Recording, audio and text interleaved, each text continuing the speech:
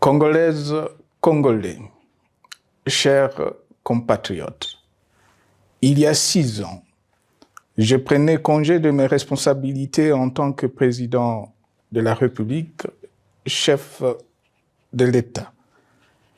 Et fait inédit dans notre pays, en près de 60 ans d'indépendance. J'ai passé pacifiquement la main à un nouveau chef d'État. Depuis lors, je m'étais imposé un strict devoir de réserve, y compris quand j'ai fait l'objet, directement ou par mes proches interposés, de provocations, de déni de droit, d'humiliation, d'imputations dommageables et d'autres multiples atteintes à ma dignité.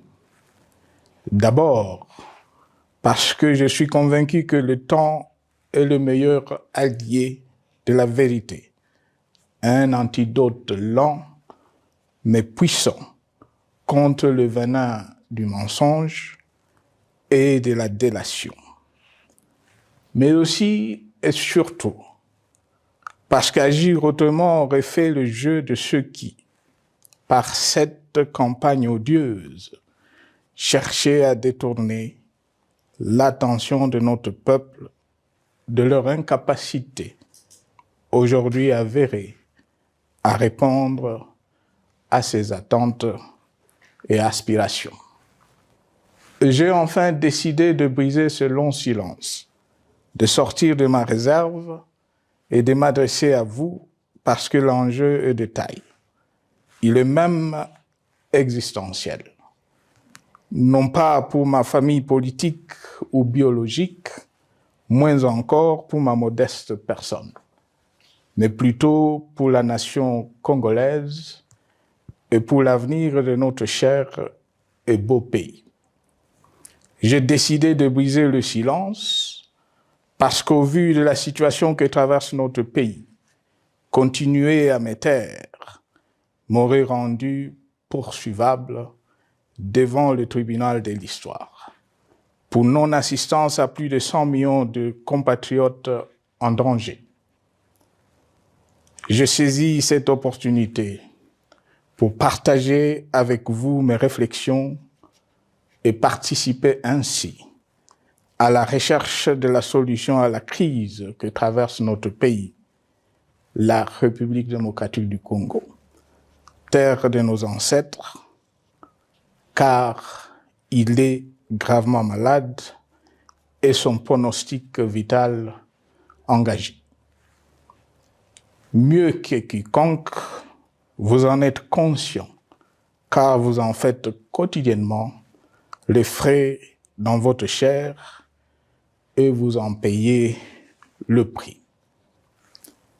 Mes chers compatriotes, vu l'importance stratégique de notre pays et le rôle qu'il est appelé à jouer, j'avais, de l'avènement au pouvoir du chef de l'État actuel, conclu avec lui un accord donnant naissance à la coalition entre nos forces politiques respectives. À propos de cet accord, beaucoup de contre-vérités ont été dites, y compris, fort malheureusement, par celui qui est censé connaître la vérité, parce qu'en étant l'un de 2 principaux signataires. En attendant qu'au moment opportun, la vérité soit rétablie, preuve irréfutable à l'appui, permettez-moi pour l'instant d'affirmer qu'en ce qui me concerne, la conclusion de cet accord n'avait pour seule motivation que l'intérêt supérieur de la nation.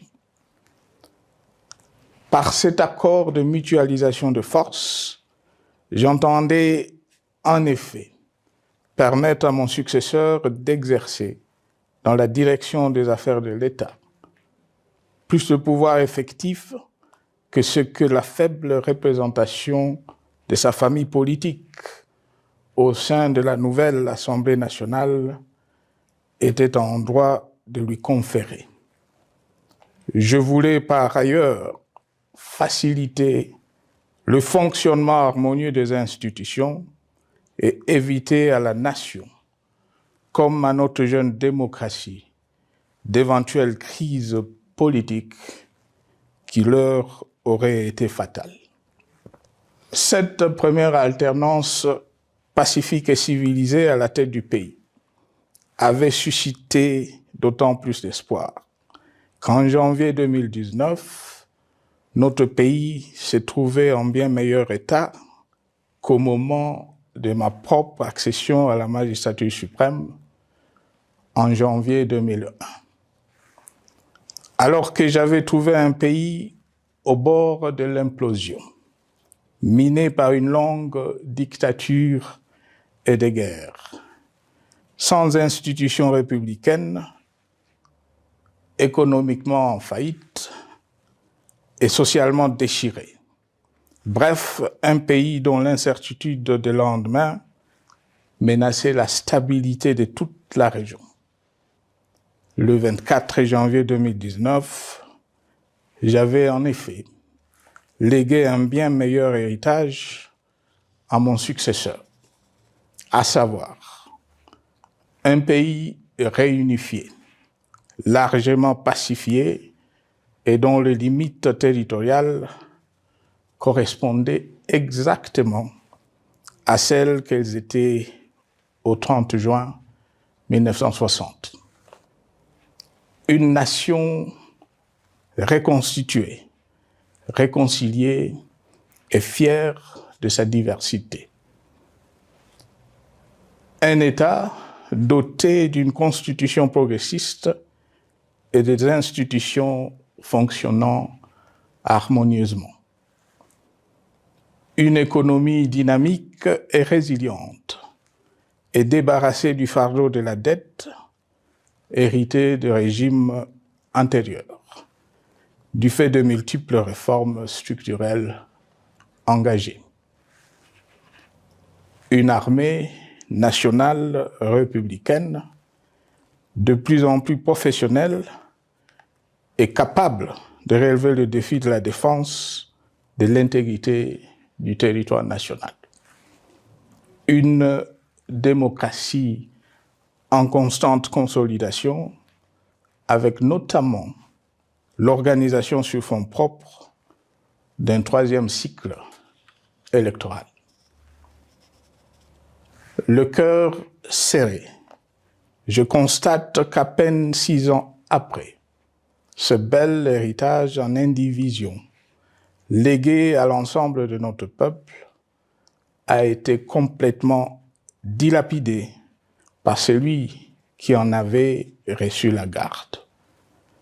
Que notre pays offre un spectacle de plus désolant et qu'il suscite d'autant plus de désespoir au sein de notre peuple et de pitié et de moquerie à travers le monde, que l'inconscience de ses dirigeants ne permet aucun espoir de redressement. Cette détérioration rapide de la situation générale du pays est principalement due à l'iverse du pouvoir sans limite. Le nouveau dirigeant s'illustre en effet par une série de remises en cause, reniements et violations intentionnelles de la Constitution, avec en toile de fond la volonté irrésistible de concentrer tout le pouvoir entre les mains d'un seul homme au mépris du pacte qui cimentait la cohésion de notre peuple. Le premier acte de remise en question de ce pacte républicain, véritable socle de stabilité et de cohésion nationale, a consisté à violer délibérément la Constitution et les lois pertinentes lors du premier remaniement de la Cour constitutionnelle par le président de la République. La violation de ce texte juridique, fondement de tout état de droit, pour de simples raisons de confort politique est devenu, depuis lors, une marque distinctive de la gouvernance de notre pays.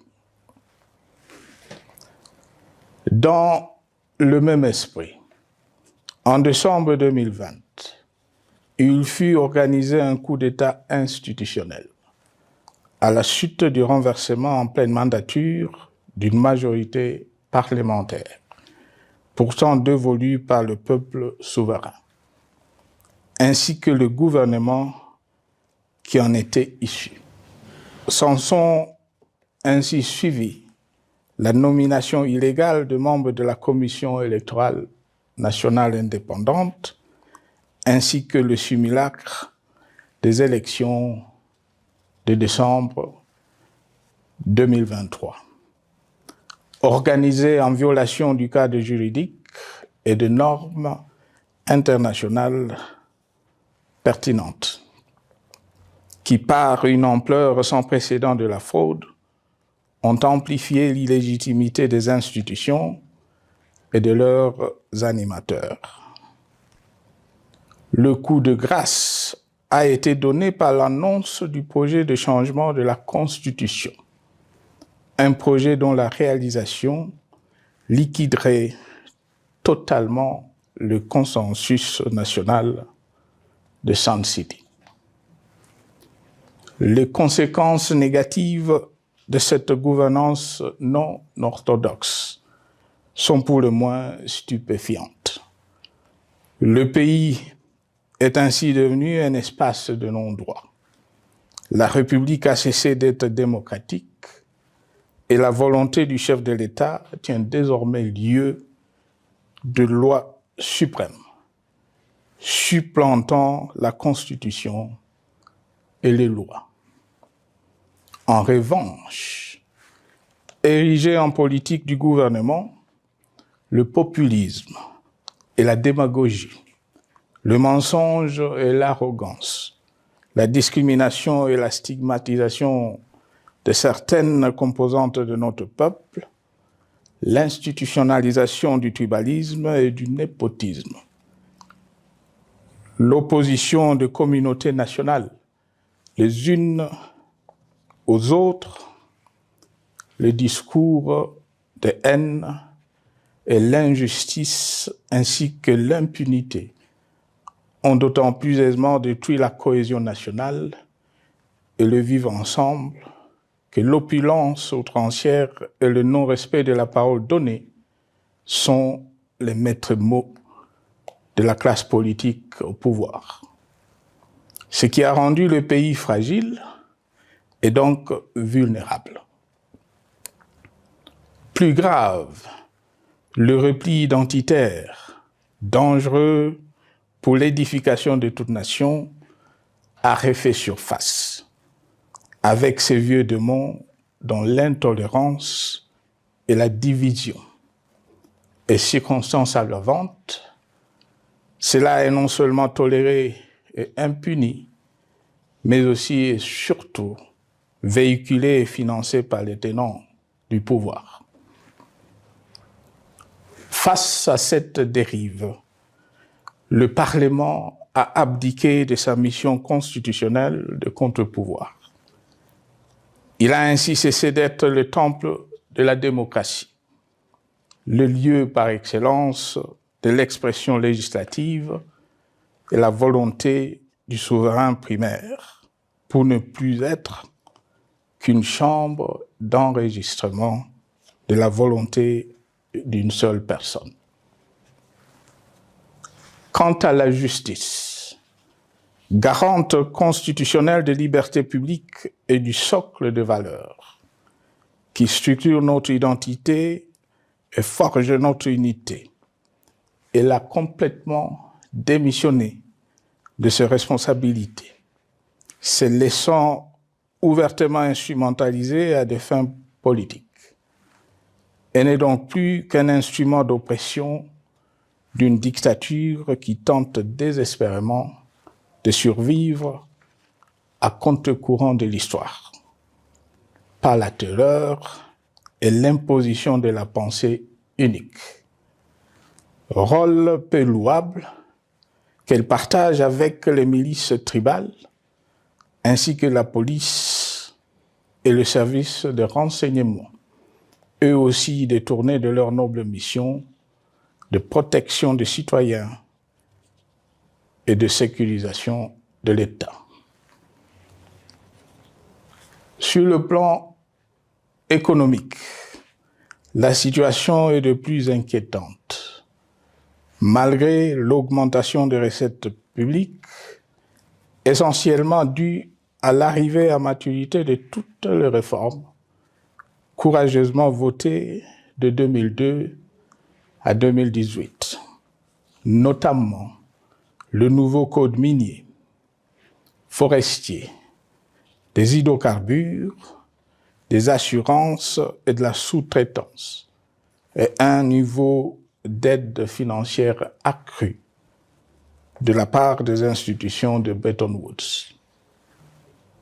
Aucun investissement n'a été réalisé pour doter le pays d'infrastructures modernes, soutenir des réformes structurelles et stimuler la croissance. Par contre, l'inflation et la dépréciation monétaire, jadis vaincues, sont de retour. La corruption et le détournement de deniers publics ont atteint un niveau inédit. Et l'endettement public que nous avions maîtrisé de 2010 a de nouveau grimpé en flèche, dépassant la barre de 10 milliards de dollars et suscitant des inquiétudes légitimes quant à la solvabilité à moyen et long terme du pays. Les conséquences sur le plan social sont aussi dramatiques. Aggravation du chômage, accumulation des arriérés des salaires des agents de l'État, baisse drastique du niveau de vie de la population et recrudescence du banditisme urbain, de l'exode rural et de la famine dans un nombre croissant de provinces. Les Congolais sont désormais en proie à une véritable angoisse existentielle. Parmi les victimes résignées de ce gâchis se trouve en bonne place notre jeunesse, qui a été pourtant de tout le combat démocratique et qui a beaucoup cru aux vertus de l'alternance pacifique. Aujourd'hui, sans repère ni perspective sérieuse du lendemain, et se sont abandonnés, laissés à la merci des entrepreneurs de conflits et de vendeurs d'illusions de tous bords. Rien de ce qui lui a été promis depuis 6 ans n'a été réalisé. À cette jeunesse désabusée, comme à l'ensemble de notre peuple, nous tenons à donner une assurance. L'échec d'un régime compromet, mais ne scelle pas définitivement le sort d'un peuple. Mes chers compatriotes, s'agissant de la situation sécuritaire, dans les grandes agglomérations comme dans nos campagnes, elle est partout plus que préoccupante. C'est le cas notamment au nord Kivu, au sud Kivu, en Ituri, au Maniema, au Tanganyika, au Katanga et au Mai-Ndombe, province pourtant voisine de Kinshasa, capitale du pays et siège des institutions. Le sang de nos compatriotes civils et militaires, valeureux officiers et soldats des rangs, mais aussi députés, éminents membres de la société civile ou de partis politiques, a ainsi abondamment et gratuitement coulé. Du fait de l'intolérance, du cynisme, voire pire, d'un terrorisme d'État pratiqué dans un seul et unique dessein, l'abus du pouvoir pour le pouvoir.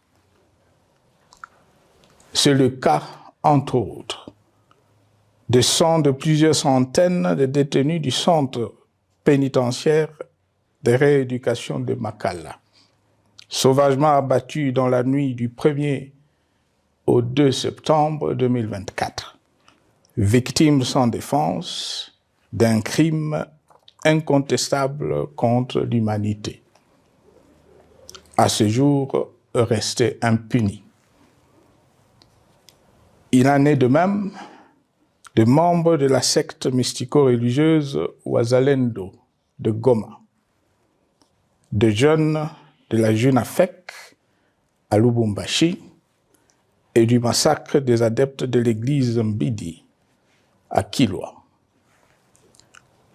Cette déliquescence de la situation sécuritaire est due à la mauvaise gouvernance du pays qui, dans ce secteur, est aujourd'hui caractérisé par une formation militaire bâclée, des recrutements et mises en place ethniquement motivés, ainsi que par l'emprisonnement sans jugement, aussi bien de plusieurs militaires et officiers de haut rang que des agents de l'ordre et de sécurité, majoritairement swahiliphones. Bien plus, à l'armée nationale, bouclier de la nation, instrument de préservation de l'indépendance nationale et de l'intégrité territoriale, il a été substitué de bandes de mercenaires, de groupes armés, de milices tribales et de forces armées étrangères qui ont non seulement montré leurs limites, mais aussi enfoncé le pays dans un chaos indescriptible. L'État a ainsi perdu le monopole de la violence légitime en sous-traitant aux groupes armés, autrefois maîtrisés, le maintien de l'ordre public et de la tranquillité nationale.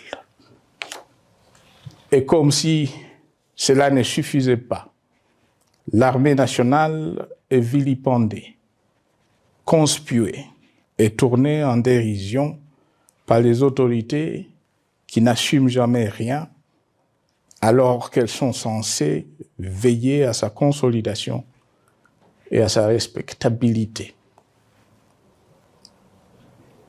Pour les avoir formés, commandés et conduits au front, je connais nos soldats, boucs émissaires aujourd'hui de toutes les contre-performances enregistrées sur les champs de bataille. Ils ne sont pourtant pas intrinsèquement moins bons, moins nationalistes et moins loyaux. Ce qui a changé entre-temps, c'est la qualité du commandement et de leur prise en charge. Au niveau régional, le gouvernement a levé l'option désastreuse de se détourner de deux principaux instruments internationaux qui étaient à la base de l'architecture régionale de paix et de sécurité, laquelle avait permis la stabilité régionale que le président actuel avait trouvée lors de son accession au pouvoir, à savoir le pacte sur la sécurité, la stabilité et le développement dans la région de Grand Lac et l'accord cadre pour la paix, la sécurité et la coopération pour la République démocratique du Congo et la région. Plus grave encore, en faisant de forces négatives, les FDLR, ainsi que des centaines de groupes armés congolais, des supplétifs des forces armées de la République démocratique du Congo, le gouvernement a ouvert la voie à la régionalisation du conflit, avec des conséquences inévitables sur la stabilité de la région. Mes chers compatriotes, alors que sur le plan institutionnel, politique, économique et social, les fondamentaux avaient été établis et que le pays avait été placé sur la rampe de lancement, prêt à décoller. Nous voici, hélas, en un temps record, soit 6 ans, de nouveau à la case départ. Seul d'un État failli, divisé, désintégré, au bord de l'implosion, inscrit en bonne place au palmarès de pays pauvres, le plus corrompu et très endetté. En atteste tout le rapport tant du Conseil de sécurité des Nations Unies que ceux sur l'indice de développement humain et sur la pauvreté. La crise qui déchire notre pays est donc profonde et multidimensionnelle. Sa solution doit être nécessairement globale. Toute autre approche n'a donc aucune chance de conduire à une paix durable. Bien plus, le Congo est intemporel. Il n'appartient pas à tel ou tel régime politique, ce dernier étant par définition rotatif et donc passager en démocratie. Il appartient plutôt au peuple congolais dans sa grande diversité. Ce qui est vrai du Congo l'est aussi des immenses ressources du sol et du sous-sol dont il regorge et qui sont essentielles à la croissance et au développement à l'échelle internationale. Que tous, au pays comme à travers le monde, en tiennent compte et qu'ils inscrivent leurs projets dans une perspective qui privilégie l'intérêt du Congo et des Congolais, plutôt que celui de ceux qui, à un moment ou à un autre, dirige le pays. Cela étant, pour sauver le Congo, les griefs légitimes du peuple congolais contre le régime en place ne peuvent être éludés. Ils doivent plutôt être pris en compte. La dictature doit prendre fin et la démocratie, tout comme la bonne gouvernance économique et sociales doivent être restaurées. Car, comme en témoigne l'histoire, il ne peut y avoir de solutions sécuritaires définitives sans solution politique sincère. Sinon, il y aura de nouvelles vagues de convulsions politiques, de troubles à la paix, d'insécurité, d'instabilité institutionnelle, de conflits armés et de guerres civiles. Perspective qu'en toute responsabilité, nous, Congolais, ne pouvons plus nous permettre. Il est dès lors vital que les multiples initiatives de recherche de la paix, Luanda, Nairobi, EAC SADC, l'Union africaine, Doha et Washington, que nous accueillons favorablement, les considérant comme autant de signes de compassion et de solidarité à notre peuple, soient conscientes de cette exigence. Qu'elles accordent aux Congolais à la fois maîtres de leur destin et premières victimes de cette crise la place centrale qui leur revient de droit, aussi bien dans le diagnostic du mal dont souffre le pays que dans la prescription du traitement dont il a besoin pour en guérir définitivement. Il convient de noter à ce sujet que le gouvernement de Kinshasa s'est enfin résolu à se mettre autour d'une même table avec l'AFC/M23 depuis plusieurs semaines à Doha, même si, bizarrement, il continue à considérer comme un crime le fait que les autres Congolais se parlent entre eux.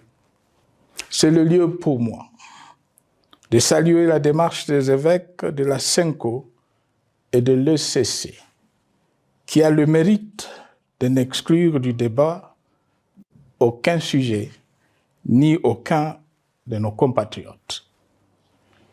Sans être parfaite, cette initiative conjointe des Églises mérite le soutien et, si nécessaire, des enrichissements de la part de notre peuple. Mes chers compatriotes, une fois n'étant pas coutume, il convient de dénoncer la falsification de l'histoire par ceux dont le jeu pervers dans l'opposition naguère, comme aujourd'hui au pouvoir, a consisté et consiste encore à calomnier, à diffamer, à diaboliser et à diviser pour gagner et régner, à se défausser sur les autres pour justifier leur contre-performance, quelles qu'en soient les conséquences sur la cohésion nationale ou en termes de vies humaines injustement brisées ou perdues. Une preuve, s'il en fallait encore, vient de nous en être donnée une fois de plus.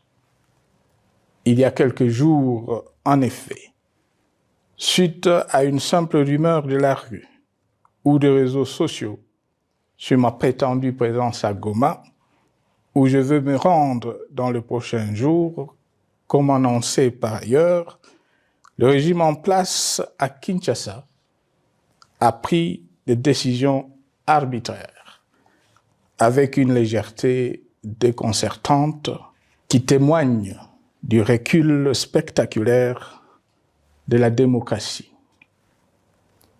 Mieux que quiconque, vous savez que pour moi, le Congo est la priorité absolue, que sa souveraineté et son intégrité territoriale ne sont pas négociables, que mon engagement pour la démocratie, la cohésion nationale, la paix et la stabilité n'est pas un slogan creux, et que le respect de la Constitution et des lois du pays, autant que celui de la parole donnée, sont sacrés.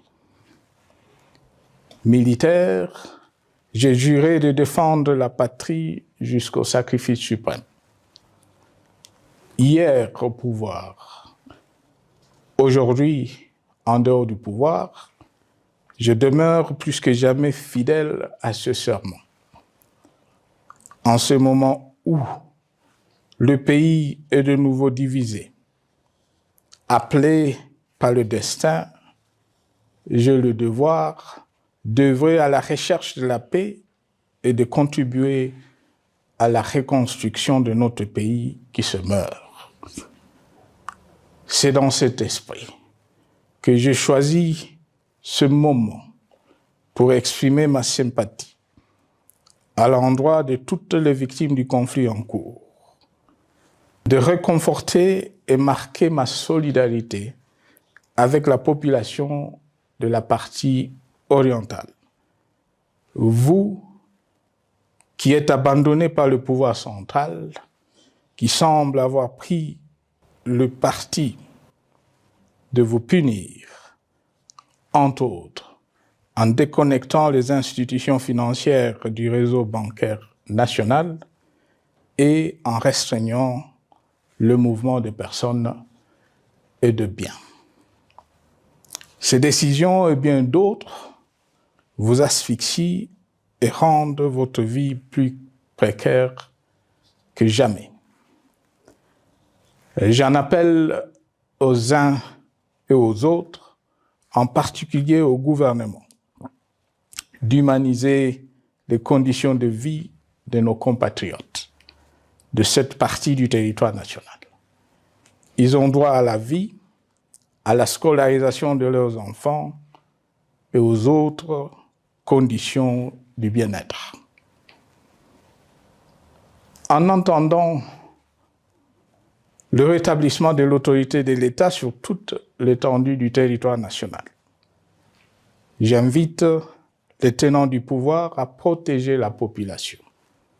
De même, l'armée, la justice, les autres structures en charge de l'ordre et de la sécurité doivent être véritablement au service de la population et répondre à ses aspirations.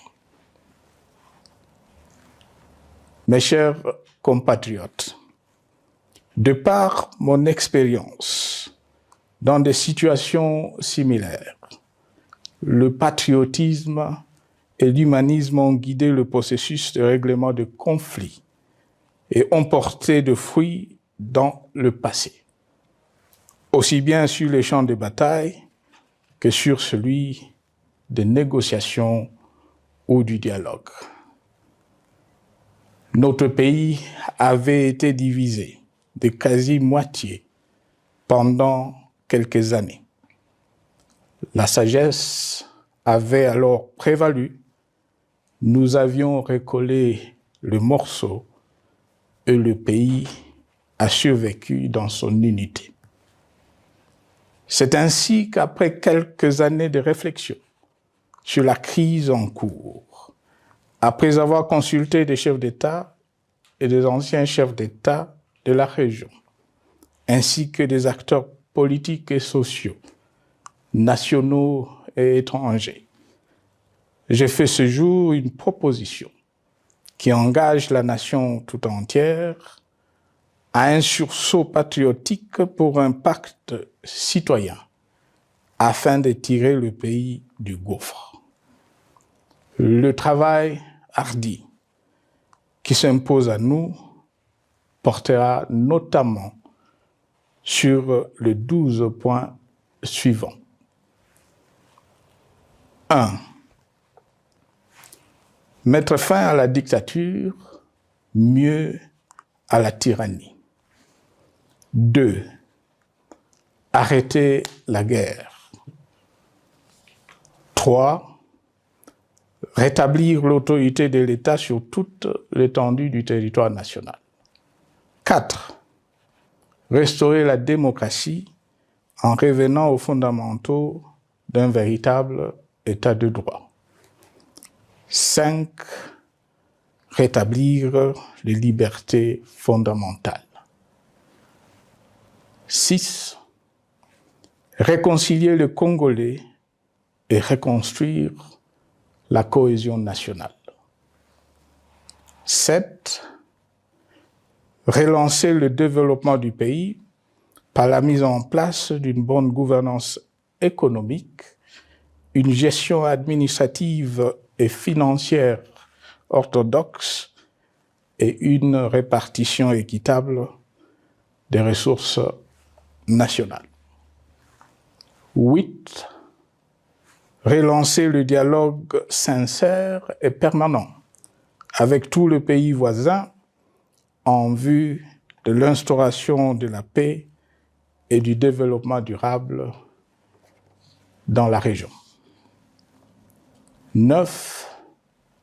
Rétablir la crédibilité du pays auprès de partenaires au niveau tant régional, continental qu'international. 10.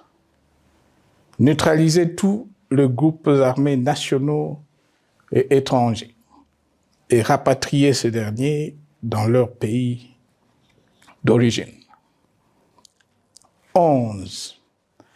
Mettre définitivement fin au recours et à l'utilisation de mercenaires, conformément à la Convention de l'Union africaine sur l'élimination du mercenariat en Afrique du 3 juillet 1977 et à la résolution des Nations Unies du 4 décembre 1989 portant sur la Convention internationale contre le recrutement, l'utilisation, le financement et l'instruction de mercenaires et rapatrier sans condition ceux qui sont déjà déployés sur le sol congolais.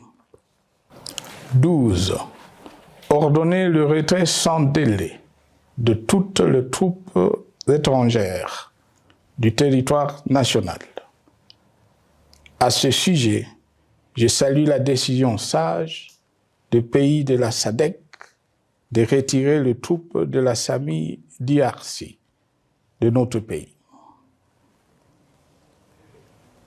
Vu l'immensité de la tâche ainsi décrite, je lance un appel solennel à tous les Congolais, sans distinction de sexe, d'ethnie, d'âge, de classe sociale, de zone géographique ou d'appartenance politique, qui aiment passionnément le Congo, qui sont prêts à tous les sacrifices, qui adhèrent sans réserve au pacte républicain de Sun City et qui tiennent au respect de la Constitution du 18 février 2006 à s'unir autour de ces objectifs. Il s'agit de la refondation de l'État et de l'édification d'un pays qui a perdu ses repères. Mobilisons-nous et mettons à profit tous les moyens à notre disposition pour restaurer l'unité nationale, sauver le Congo et préserver son indépendance. Car l'Afrique et le monde nous regardent. Mes chers compatriotes, le Congo vaut mieux que la caricature qu'en donnent ses dirigeants actuels. Le Congo mérite mieux que cette politique extérieure faite de jérémiades et de mendicité. J'ai donc la ferme conviction que le peuple congolais est capable, aujourd'hui comme en 1960, de vaincre le démon de la division, qu'il est capable aujourd'hui, comme au cours de la décennie 90, de vaincre la tyrannie et la tentation du pouvoir absolu. Qu'il est capable aujourd'hui, comme en 2003, de prendre le dessus sur ce qui nous divise et de mettre fin à la violence armée qui oppose ses enfants. Pour y parvenir, chacun doit jouer sa partition. Je m'engage à jouer la mienne. Que Dieu bénisse la République démocratique du Congo, qu'il bénisse individuellement chacun de vous. Je vous remercie.